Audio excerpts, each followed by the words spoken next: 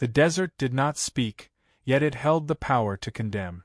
Juanilla's bare feet struck the cracked clay, her ankles smeared with blood and sand, her breath thin as morning mist. The sun above her glared like an unblinking judge, casting no mercy, only heat and silence. Her braid hung limp down her spine, dry as the bones of the buffalo that once thundered here. She walked because she had to. There was no destination, only exile. Her people had turned their back. Her voice, unbowed, unbroken, had become her sentence.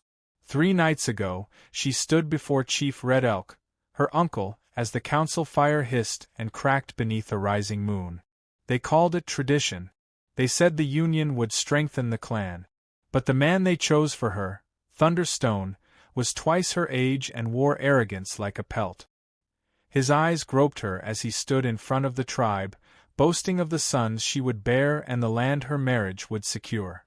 Juanilla's refusal had been quiet but clear. "I will not belong to him." That was all she said. And it was enough. The punishment was not death, not directly. It was banishment, sent into the high desert, without food or water, a journey meant to break her spirit or her body, whichever gave first. Now, her lips cracked as she murmured a prayer, not for deliverance, but for meaning. A lone hawk traced circles above her, watching. Her legs trembled beneath her buckskin dress, but she did not cry. Tears required hope. By late afternoon, her shadow stretched long and thin beside her. She collapsed beneath a bent mesquite tree, arms wrapped around her ribs. The earth was warm, humming with old stories, none of which belonged to her. Closing her eyes, she prepared for sleep, the kind that forgets to end. The hoofbeats came first, slow and uncertain. A creak of saddle leather followed. She opened one eye to see the outline of a man against the sky, not tribal, not soldier, just dust and distance in human shape. He dismounted, quiet as the dusk. His face was shadowed beneath a wide-brimmed hat, a week's worth of stubble clinging to his jaw. He didn't ask questions, didn't call her names. He knelt beside her, the wind brushing through his coat like a whisper from the dead. From his saddlebag he pulled a canteen and pressed it into her hand. She hesitated, then drank. The water hit her throat like fire, sharp and living. "You look half ghost," he murmured, not unkindly. His voice was sandpaper and twilight. Juanilla tried to sit, but the world tilted. He caught her, lifting her as though she weighed less than guilt. She had no strength to resist, no words left. But her eyes held firm. Even broken, she would not be owned. He placed her gently on his horse, climbed behind, and wrapped a steadying arm around her waist. Then they rode. They reached his land just as stars broke through the canopy of twilight. His homestead sat tucked near the edge of a canyon, where the river murmured stories far older than any man. The cabin was simple, log walls weathered by time, the chimney still breathing out the remnants of supper. He carried her inside, set her down on a narrow bed, and disappeared without a word. When she awoke, she was alone, wrapped in a wool blanket that smelled of smoke and sage. On a small wooden table sat a bowl of beans and cornbread, steam curling toward the rafters. She ate slowly, each bite grounding her. Outside she could hear him, chopping wood. Steady. Measured. The rhythm of a man who needed order more than comfort. Later that evening, she stepped out onto the porch. He didn't turn as she approached. Just split another log, then another. "I didn't ask to be saved," she said quietly. Still, he did not look at her. "Didn't do it for you. Then why?" He paused. Looked up at last, eyes a pale storm. "Because leaving someone to die in the dirt, it ain't something I can live with." His name was Silas Thorne, though he didn't offer it right away. She learned it from the way others said it later, half respect, half caution. A widower, they whispered. Lost his wife and child to fever 2 winters past. Lives alone. Doesn't speak much. Doesn't go to church. Keeps to himself, mostly. Except now, he had a girl in his house. Juanilla found herself wearing one of his late wife's dresses the next morning, left folded on the bed. It didn't fit right, the sleeves too long, the bodice snug, but she wore it anyway. Pride had no use in freezing wind. Days passed like drifting smoke. Silas never asked who she was. Never asked why she had appeared in his path like a ghost out of legend. He simply made space for her. One bowl, one chair, one blanket. In return, she swept the porch, fed his goats, and fixed a tear in his shirt with the same care her mother once used on her father's moccasins. Still, they barely spoke. One morning, she rose early and watched him from the doorway as he mended the fence. She noticed the limp in his gait, the way he favored his right leg. She noticed, too, that he always worked facing the canyon, as though afraid to look back at the house too long. When she approached, she handed him a spool of twine. "I'm not staying," she said, not a warning, just a truth she wanted known. He didn't flinch. "Didn't think you were." And yet, she did not leave. The nearest town sat 5 miles south, Crescent Rock. When they rode in together for supplies, silence rode between them like a third body. People stared. Whispers followed. Juanilla felt them like prickles against her spine. In the dry goods store, Mrs. Temperance Holloway offered her a piece of ribbon, soft and blue. "Something to brighten up that frown," the woman said, with a smile that almost meant well. Outside, a boy tugged at his mother's skirt. "Mama, is she an Injun?" The mother hushed him, but her face gave no apology. Silas ignored it all. Juanilla did not. That night, she scrubbed her hands raw with soap, as if trying to erase who she was. When Silas saw her, he didn't offer pity. He just placed a pair of handmade moccasins on the floor beside her bed. "They won't pinch," he said. "Made 'em from soft elk. Yours if you want." Juanilla touched them gently, fingers trembling. "You don't owe me grace," she whispered. He leaned against the doorway, eyes full of something softer than words. "Neither do you owe anyone shame."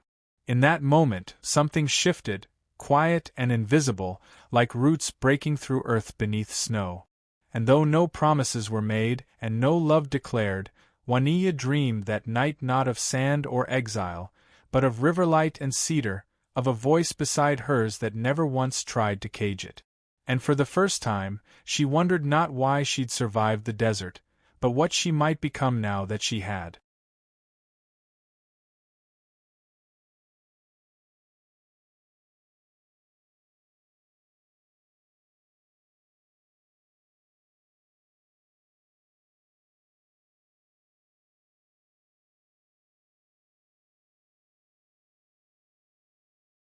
The wind that once stripped skin and pride now sang gentler across the canyon.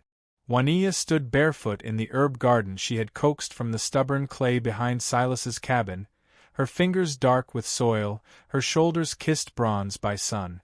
Each morning she planted something. Each evening she checked if it had survived. The seeds didn't always sprout, but when they did, they clung to life like she had. Silas spoke more now, quiet, functional words. He'd nod when passing her in the hallway, leave tools by the door she might need. She noticed the way he poured coffee into 2 cups now, even if neither of them said good morning. Their language was gesture, not declaration. But it was enough. Still, the weight of town stairs clung to her skin like soot. When she walked alongside Silas down Crescent Rock's single dirt road, eyes followed. The whispers had grown louder, more pointed. Reverend Cole's sermons had grown sharper too, preaching the dangers of temptation, of wildness masquerading as womanhood. She knew they were aimed at her. The townspeople didn't need to raise fists. Their silence screamed just as loud. Mrs. Holloway visited one afternoon with a bundle of fabric and careful words. "Thought you might sew yourself something better suited," she said, eyes flicking to the soft buckskin fringe Juanilla had mended into one of her dresses. Juanilla nodded, took the fabric. "Thank you," she said, though she didn't use it. Her fingers remembered the rhythm of bone needles and sinew thread, not fine cotton and lace. That evening, Silas found her on the porch, sewing quietly in the fading light. He sat beside her, hands calloused and stained from fence repair. Neither spoke. He watched the needle dip and rise like a heartbeat. "Do you miss them?" she asked finally, not looking up. He knew what she meant.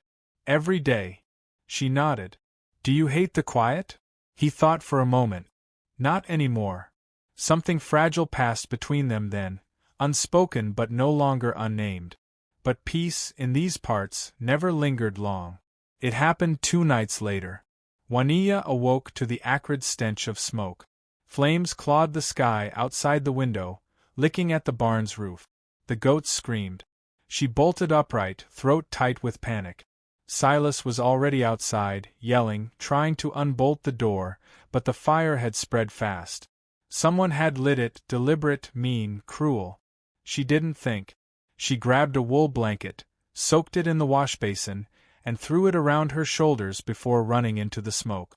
She kicked open the goat pen, coughing, eyes stinging, and guided the terrified animals toward the creek with hoarse whispers and urgent clap.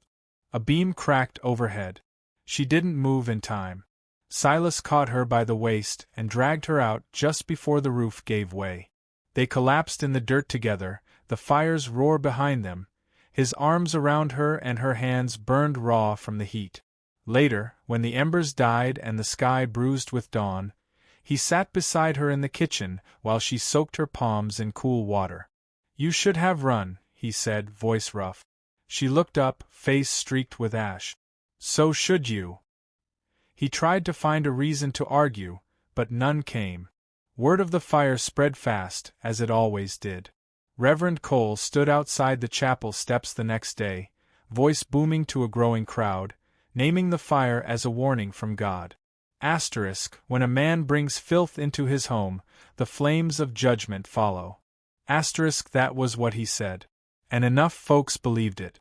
Silas knew they would come. So did Juanilla. She didn't run. When the crowd arrived, 20 or so, with eyes sharpened by fear and pride, Juanilla was already outside, standing in the center of the yard, her shawl still singed at the edges. Behind her, Silas stood like stone, arms crossed, hat low over his brow. Mrs. Halloway stood at the edge of the crowd, lips pursed in worry. Reverend Cole pushed forward, Bible in hand. "We come for peace," he said. "But peace requires cleansing. This girl has no place among us." Juanilla stepped forward.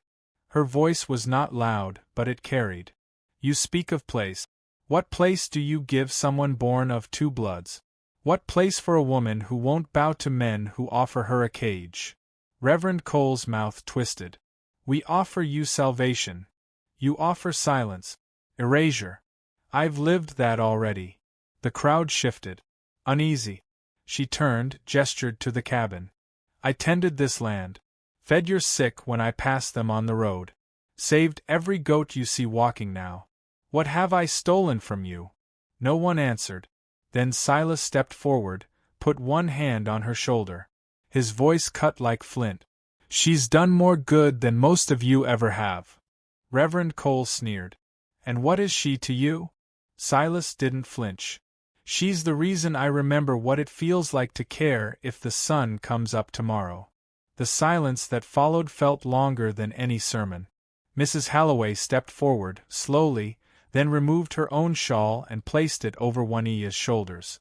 "Let them talk," she said gently. "Let them burn their barns if they must. But I know good hands when I see them." The crowd scattered, uneasy but unwilling to press further. Reverend Cole walked away, jaw tight. Others avoided Juanilla's gaze.